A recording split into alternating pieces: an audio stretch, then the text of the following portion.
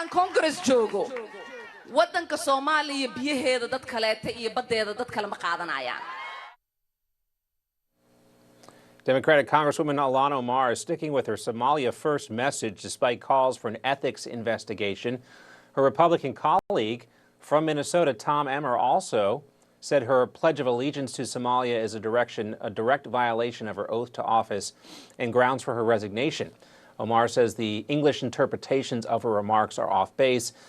Excuse me. Here's what Ilhan Omar posted on in her own defense on X. It is not only slanted, but completely off, but I wouldn't expect more from these propagandists.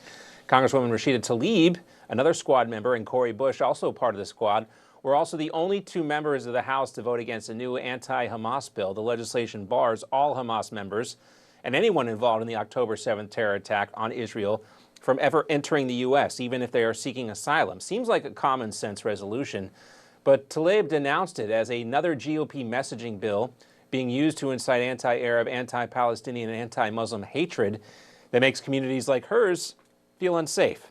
The bill passed 422-2.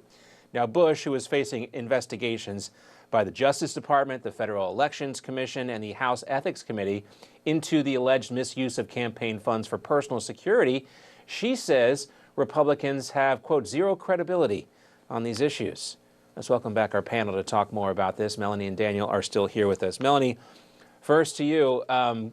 Cori Bush has no shame. She's going out, I think, guns a-blazing on this issue, voting against it, despite all these ethics probes and investigations hanging over her head. It's that ivory tower syndrome that she has. It's really stunning to me that she's acting this way. But when you really truly believe that everything that happens in the government has you put upon, despite you being a sitting member of Congress and despite your success, this is what happens. You are messed up in the head. You're brainwashed. And this is what, and she most certainly is, when she thinks that she can advocate for defunding the police, but while simultaneously advocating to spend taxpayer money and campaign money on extra security. It's crazy. Yeah, Daniel, there's a lot of Republicans who say, look, we expelled George Santos for allegations of fraud. He hasn't been convicted of anything yet. And they say, meanwhile, someone like Ilhan Omar, who spouses hateful stuff, is just sitting there, still a member of Congress. You know, people wonder about a double standard. But I will say about George Santos, it took many months of him in the news and dragging down the House Republican brand for them to get rid of Santos. It took a very long time. They don't want to make a precedent of kicking people out.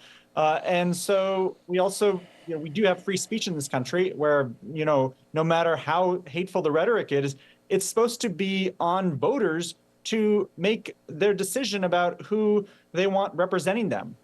Do these congresswomen and congressmen, it's really on them. And it's also on the media to vet people before, and how the New York media, the national media, they missed a big opportunity to get someone like George Santos before they should have made a few basic calls about, hey, is this a fraudster who's about to get elected to Congress? What do you think, Melanie? Should Ilhan Omar be expelled from Congress?